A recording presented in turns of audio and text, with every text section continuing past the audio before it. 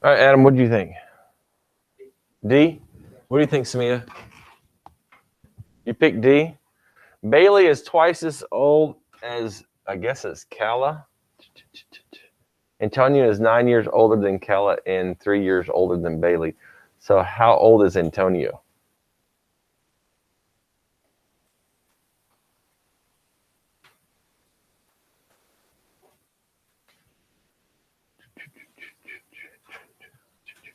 So how'd you guys figure it out? What'd you do, Martinez? Yeah. Bailey is twice as old as Caleb. Uh-huh. And Antonio is 9 years older, 3 years older than Bailey. And then Bailey is 12, and then Callum is 10.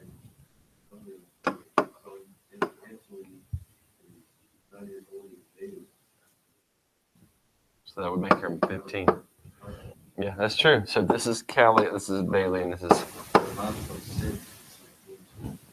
Yeah. Makes logical sense. I mean, I guess that's what you want with. Did you make a formula, Camden, or what'd you work with? I said Kyle was X, and I said Bailey was 2X. And I said Anthony was X plus 9. Then I said Anthony was also 2X plus 3. And I just did X plus 9 equals 2X plus 3, and then got how old Taylor was and just added 9.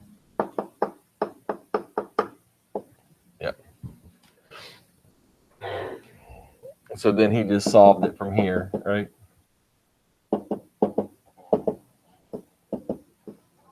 So that made her 6, and then that would make Bailey 12, and that would make a lot of different ways to do it, right? But I mean, one thing is that you could always, like you said, you could just start taking the ages and making. So you could make Kala, you can make her like 9, and then you know it'd be 18. Right, and so you can see if it worked or not. Yes. Uh-huh.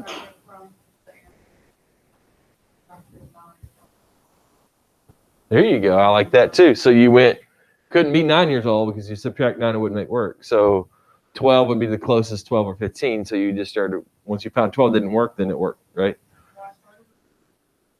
Because it was bigger. Well, it's good. Well, it's a good choice.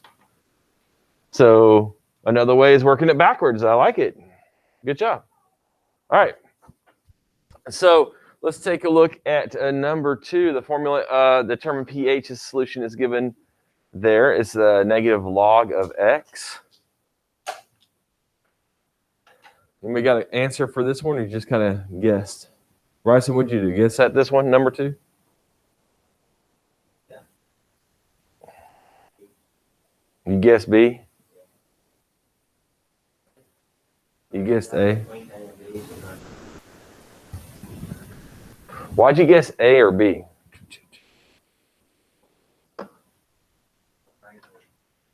Oh, that made your brain hurt.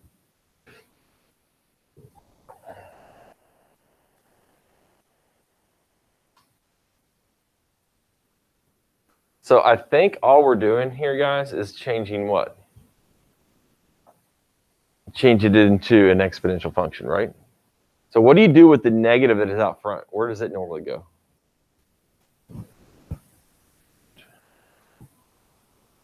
That is like a power, isn't it? So we could do like log of x to the negative 1. And then we could rewrite this. Remember, we can rewrite this as if that's 10, that's understood to be 10. And we made this equal to y, then would we get like 10 to the y is equal to x to the negative 1.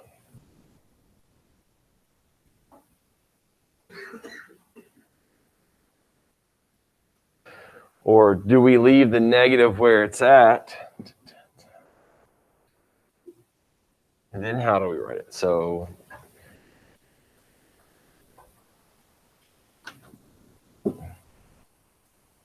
we can move the negative over here. Maybe that would help if we divide by negative. So we get 10 to the negative y is equal to x.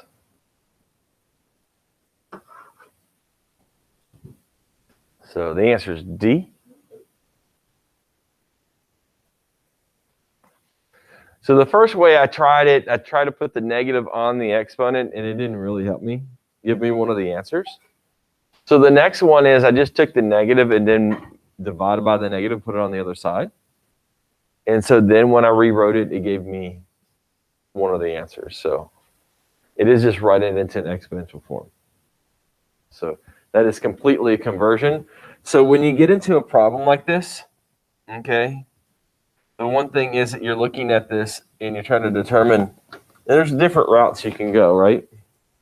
So the first route is I put the negative here, and there's still a 10 there. And then I make that y is equal. So when I did it this way, I ended up with x and negative 1, and that really didn't help me any. Does that make sense? It didn't give me one of the choices.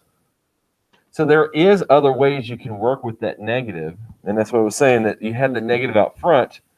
If I divide by negative 1, that would put the negative on the y. But it is just all conversion. If I start with a log and these are exponentials, then I'm converting it. So I get 10 to the negative y is equal to x, and that's how you're going to get that answer. It's straight up just conversion of rewriting the log into exponential. Okay? D. All right. Which expression is equivalent to the one right there? What do you think, Caleb?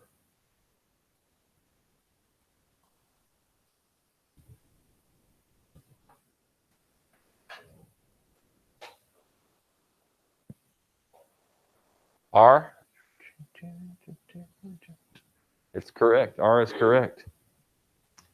Seems like you and Ramiro are going to the same destination. All right, now. You and Sydney are going. Yeah. Okay. Sounds good to me. You got the tacky tourist looking. I like the Hawaiian shirts are going on there. All right. So you guys remember this one? So why isn't it not? Why is it not P?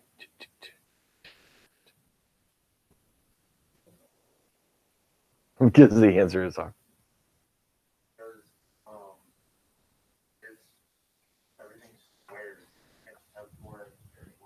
Correct. Correct. When you're doing 4x times 4x, it's just not 4. It's really 16x squared, and the one that matches is R. R is correct. Okay. And then you have the same number here twice. So when you're multiplying that once, that's twice. That's why there's a 2 in the middle too. All right. What's the range of the function? You said what? You said A, Roten. What is that a graph of over there right there?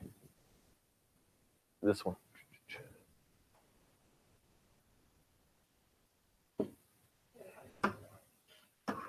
Which way is this one moving, Roten? Right. So 1, 2, 3 to the right, and then what?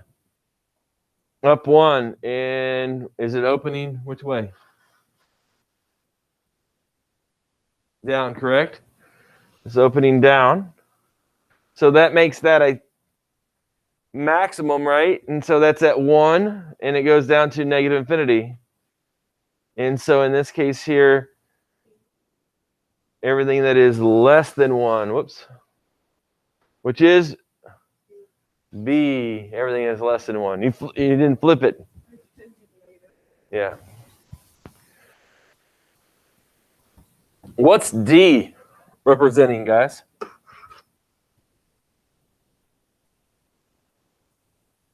What is D representing for this problem?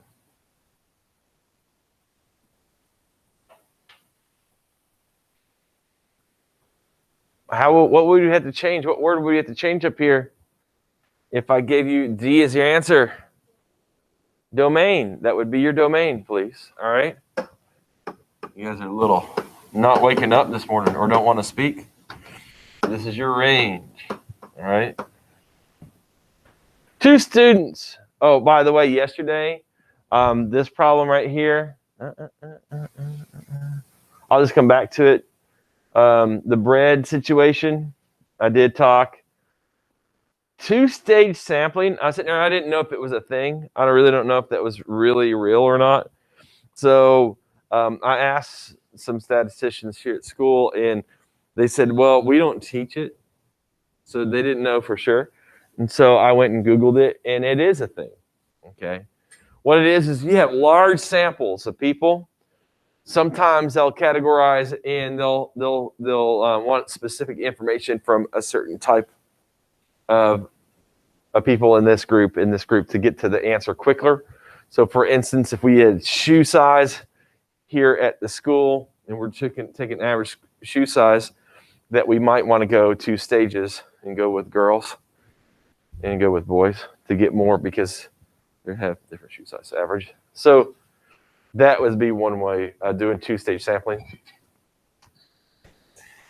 Versus experiment versus observational study. This is, and we were right, it is an experiment.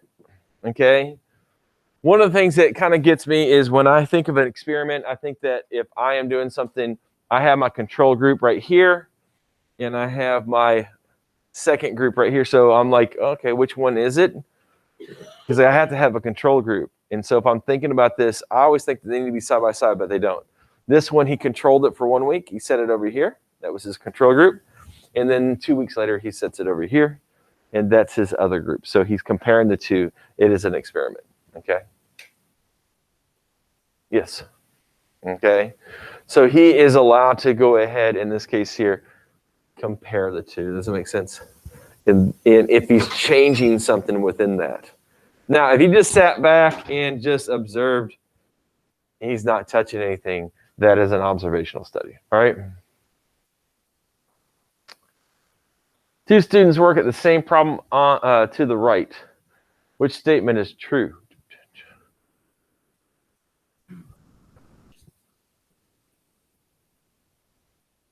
Jamie's right. Taylor's right. Jamie's wrong. Taylor's wrong. What do you think, Evan? Who's right and who's wrong? You said Jamie is wrong because of step 2 and 3. She should have added x to both sides. And what did she do?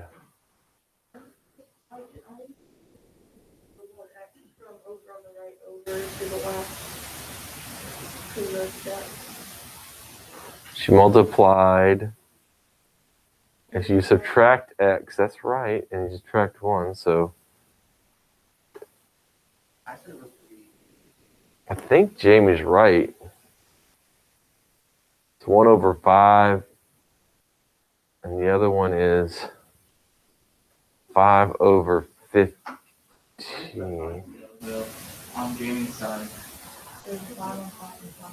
Oh, the 5 disappeared.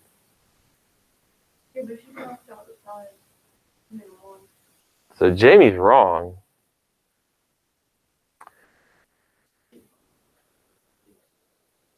Jamie's wrong. So it can't be A or C because she's not right. And the reason for step C is wrong. Does that make sense? It's a wrong statement. It's just she forgot her 5. So Taylor is either right or wrong. So it's either B or D.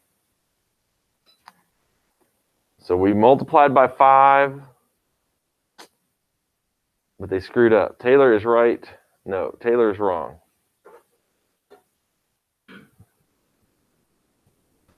No, 5 times 15. Okay, that's right.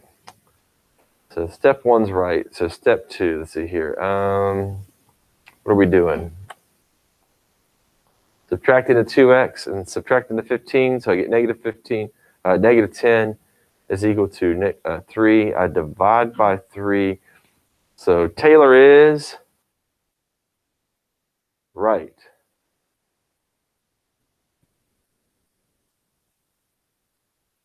Is it right? What do you think, Maddie? Is Taylor right?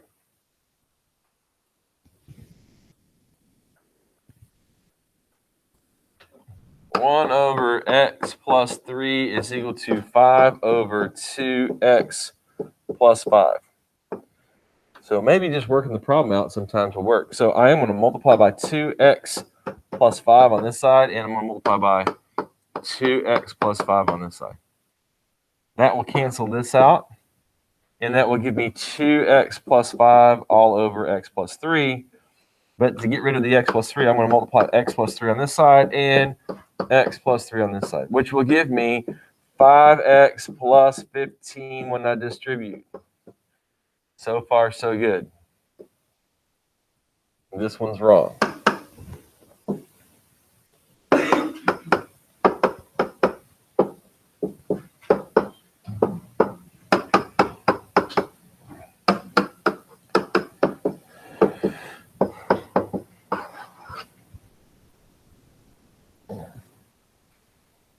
There you go. It worked. Good job, Taylor. She got the right answer.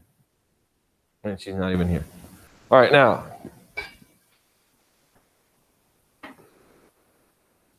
Questions?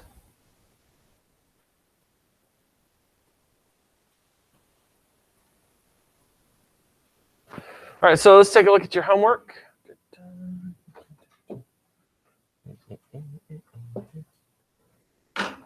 Homework 7.8.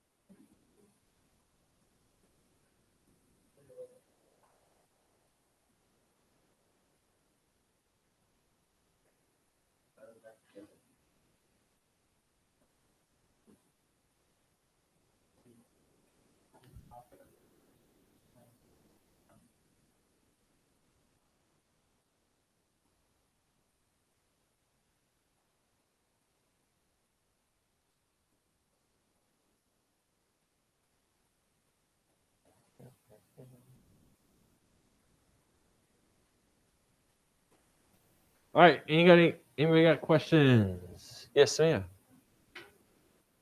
Number 5.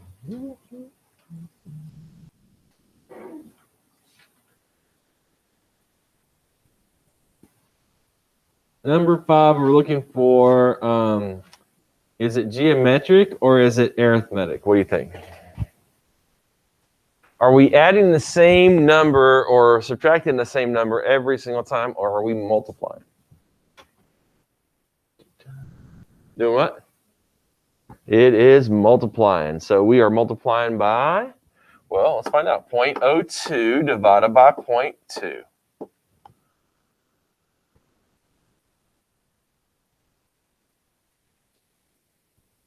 That's kind of crazy. Ooh.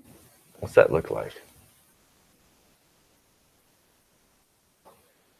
How about if I write it as what? 2/10, which is really 1/5. And the other one is what? 2/100. Does that make sense? Which is 1/50. Can you see what's going on every single time there, Samia? We're multiplying by 1/10 every single time. So R is 1/10. So I'm looking for the addition of the first 8 terms. you got to have the formula. And so you will have this formula, which is A1, 1, is it 1 minus RN, 1 minus R to the nth all over 1 minus R. So that's the formula you're going to be given. You won't have the one with the AN. We're not going to give that one. That one won't be there. So you're going to only be using this one anyway. So A1 in this case is 0.2. You go 1 minus 1/10, and then you would just do it to the 8th power all over 1 minus 1/10. And you're going to find the sum of the first 8, and then you just, it's a calculator skill from here. So I use my handy dandy calculator, 0.2 parentheses, 1 minus parentheses 0.1, raise it to the 8th power, close the parentheses and hit enter. And then I'm going to divide that sucker by, and I put in parentheses 1 minus 0.1, close the parentheses. I get 0.2 repeating, which then you can hit math fraction button, just so you guys know that that is really 2/9. It actually didn't spit out. It just gave me 2 repeating. It should have given me 2/9, but 2 repeating is 2/9. 1 repeating is 1/9. 5 repeating is 5/9. 3 repeating is 3/9, which is 1/3. So if you got a decimal that repeats forever, like 7, 7, 7, 7, 7, 7, it's 7/9.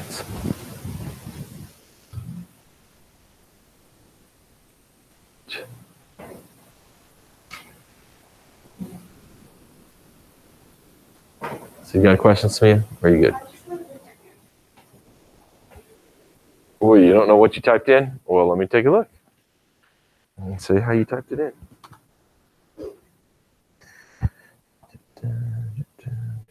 Oh, so when you're doing this, make sure you put it around with parentheses around it. Oh, okay. Because what you're doing, if I go up here and hit division, do parentheses, because it's doing order of operations. And then that way, okay? So what happened with her is when she was taking her answer, so again, remember that there are a couple ways you can do this. And one thing that happens a lot, okay, when using the calculator is your order of operations is incorrect. So if I type that in and then hit enter, the next thing you're going to do is hit the division symbol and you're going to divide by your denominator. Now she put 1 minus 0.1 in, and then she got not the right answer. What it was doing is it's dividing by 1 and then it's subtracting 0.1, so it's going to be incorrect. So when you divide there, you will have to use a parentheses. If you want it all in one line, then you need to put a parentheses around this, then put your division symbol, and then your denominator needs to be 1 minus 0.1. Make sure it's in parentheses. So if you want to write that whole statement into one little statement, you got to have parentheses around the whole top and parentheses around the whole bottom, okay? So that way you don't mess up the numerator and denominator by order of operations issues. All right? Any other questions?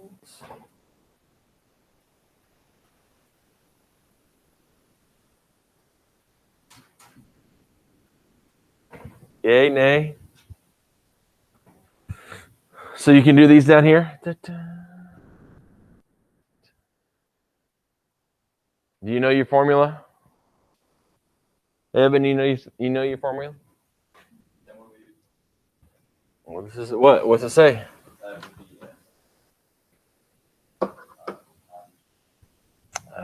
See, it's what? What's that? It's arithmetic. It's not going to be with an R. It's going to be with a D. What's the one with the D in it? Yes. So you're going to have the N over 2, and then 2 what? Yep. Plus times N minus 1. And then you can plug your values in, guys. Okay? But if I'm looking at number 8, what do I not have? What information am I missing? D.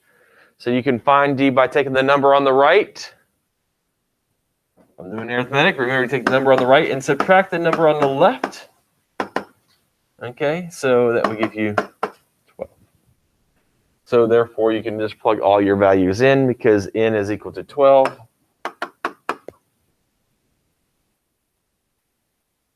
So this comes up sometimes in some of your work. You may have A is 2, A sub 2 is equal to 16, and A sub 3 is equal to, let's say, 28. I'm not given A1. So what do you do if you're using the formula? I can find A1, but let's just say you didn't want to find A1. It's not the right one. What could you do? Let's say this is the problem now. And you weren't given A1 and I don't want you to use A1. How would you actually calculate this?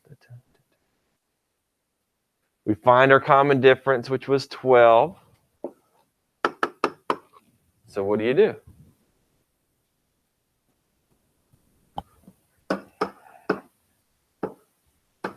Two times what? Well, if I don't have A1, what could you use? A2, make that what? 16. Let's put 16 here, right? Plus 12 times 12 minus 2. So whatever that subnumber is. That's all you would have to do, okay? Is make that little slight adjustment. Instead of using 1, you would use 2, or you would use 3, or you would use whatever number you were given, okay? So sometimes your sequences are not going to give you A1 every single time. You just need to make sure you understand you can change the subnumber and use that number, okay? This formula here, you got to know it. Good job, Evan. Did you just have that on the top of your head? Oh, you had the paper. Oh. Dang. I don't think it's one of the ones that the state gives us.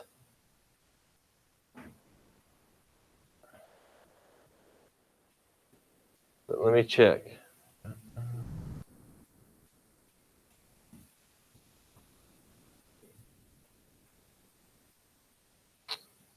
This is the TCAP reference sheet. I don't know if this is the 10 ready. This is the one they gave last year. So they have exponential growth. Okay, they have the one that we were working with the R over N and N to the T power. They have the compounding continuously. They have arithmetic sequence, which is this one. They have geometric sequence, which is the one that we were talking about earlier. Then they have the finite series, which is the one that we're just, but they do not have the arithmetic, the one that we were just talking about. So it might be one that you might have to know.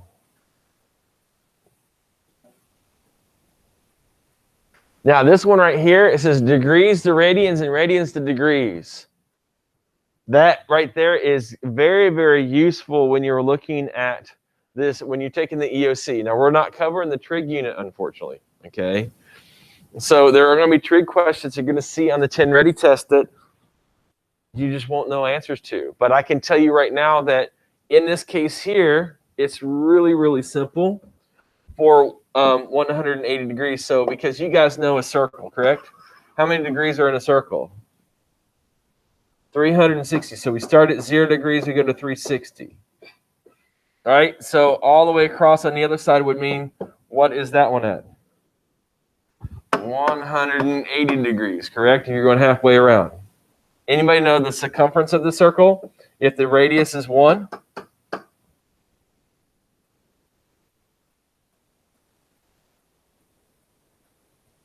How do you, what's the formula for its circumference? Not pi r squared. What's pi r squared? The what? What'd you say? It is pi d or 2 pi r. So there are two of them. Circumference of a circle is, in this case, 2 pi r or pi d. All right? What's r in this case? 1. So if I take and I make this r a 1, then what's the circumference of the circle sitting here? It is 2 pi. So all the way around is 2 pi. That is in radians. Okay? If you don't know what radians means, radians is taking the radius and using the measurement of radius. Okay? So this radius here, if we take this radius, unfortunately, it's like the Death Star is kind of messed up. All right? It's not a perfect circle. All right, now, so in this case here, if I was going to go halfway around, how many pi's would we have when we get halfway around? The whole thing's 2 pi. And we're only going to here, it's what? Pi. So pi is equal to what? 180 is what I'm going to say. Pi is equal to 180.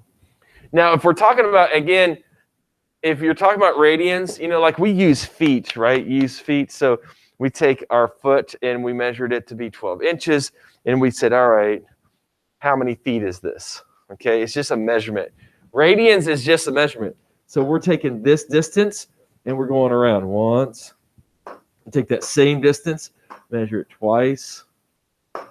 And then we do it one more time and we almost get to the end.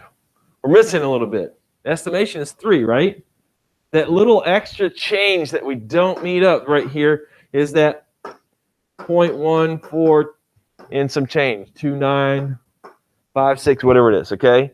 So that little extra of the pi, that's what's left over, okay? That's what's going on here. Now, so I'm going to give you, let's say, 40 degrees. But I don't want it written in 40 degrees. Degrees just tells me how many degrees. I want it written in radians. So what's the measurement in radians? So we need to convert it. So how would you convert that? Well, in this case here, I know what? Those are equal to each other, right? So if I want a conversion, then it's like 180 over pi, or we could use pi over 180, because that's equivalent to what?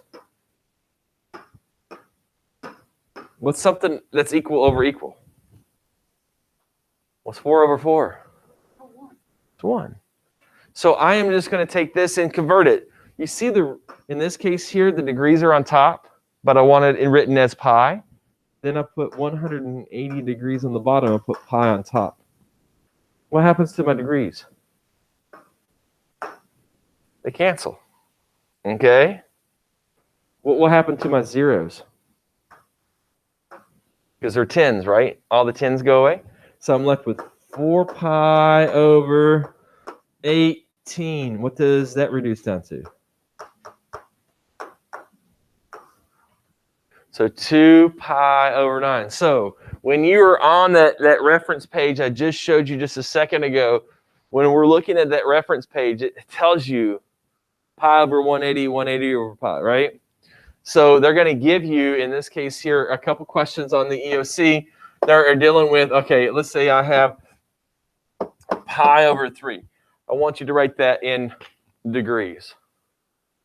Well, look at the reference page and go, wait a second. I want to cancel the pi out. I want the degrees to show up.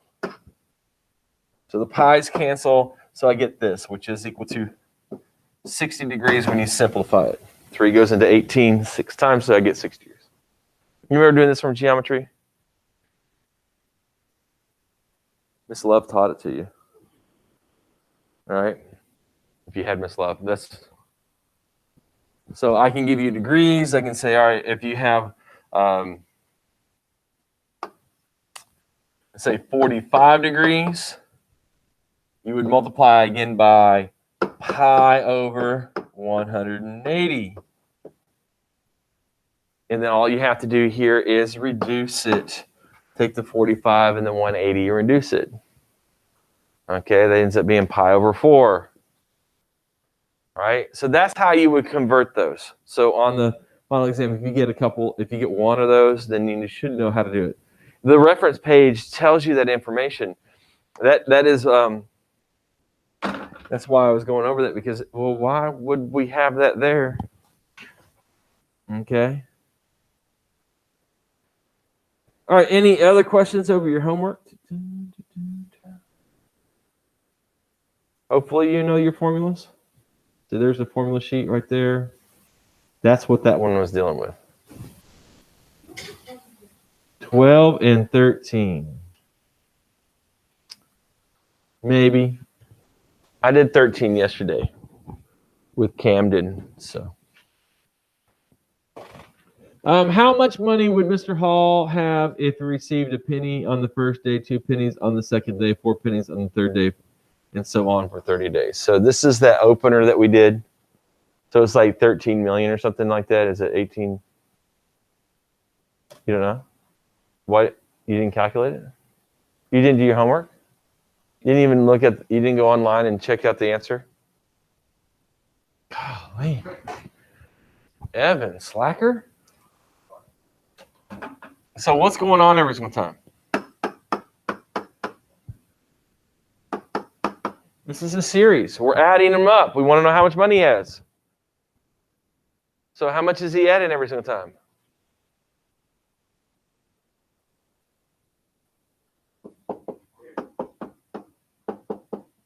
What's going on with this? Is it? Yeah, that's what it looks like. Looks like we're doubling it every single day. So R is what? R is 2. What's in? 30, correct, 30 days. What's A1? 1. We are trying to find a finite sum.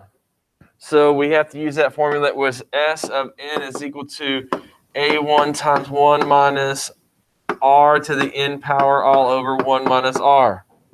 Well, we got all our information. 1 times 1 minus 2 to the 30th power all over 1 minus 2.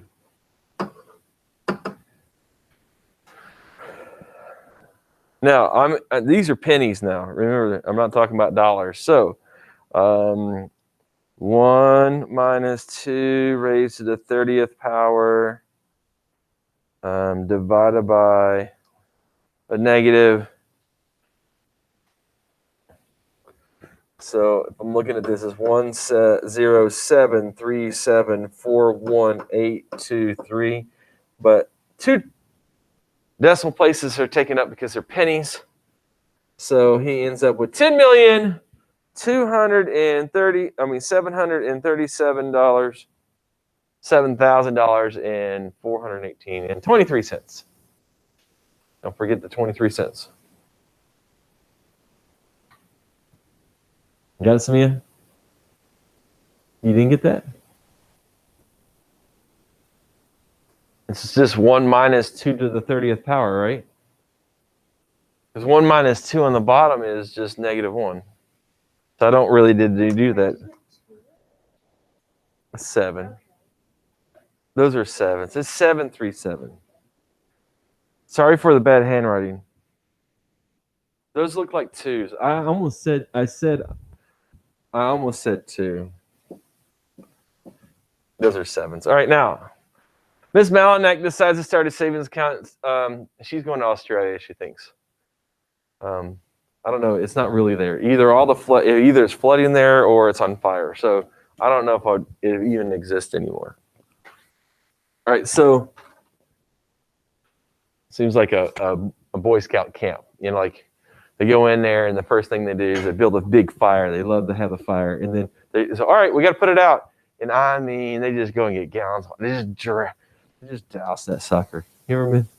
I don't know if you know what I mean, but kids are so, we got to put that out, and then they're stirring it with a stick because that's what the scoutmasters want to do. And there's ash and water, and it's a mess. That's exactly what I feel like Australia is right now. So at the end of the first month, she's put an initial amount of 200. That's A1. What's going on every single time? She's adding what? So she's only adding 15. So this is a what? R or a D? It's a D. She's just adding. She's going to do this for how many months? There's your N. S of N is equal to, in this case, 24 over 2 times A1, which was 200. So 2 of them, 2 A1s. And then you just add your 15 and then you put your 24 minus 1 in, close parentheses, and that will calculate the answer. We'll see if Samia can get it in there right. 2, that's 400. 400 plus 15 times 23. And then I'm going to multiply by 12. So 8940. The one thing that I found on the last test, a lot of you guys aren't writing your units down. There should be a dollar sign in front of that one and dollar sign in front of this one. Questions? Any others? I was putting in Math Excels, and I'm somewhat pleased with these classes that you guys are actually doing your Math Excels, but there are some of you guys who are neglected them, all right? So at this point in time, I don't have anything to teach you new, so you're going to have time to work on your homework or your Math Excels. Now, if you're done with everything, you think you're done with everything, Math Excel 16 is open. So you've got the rest of the period to work on homework. Yes?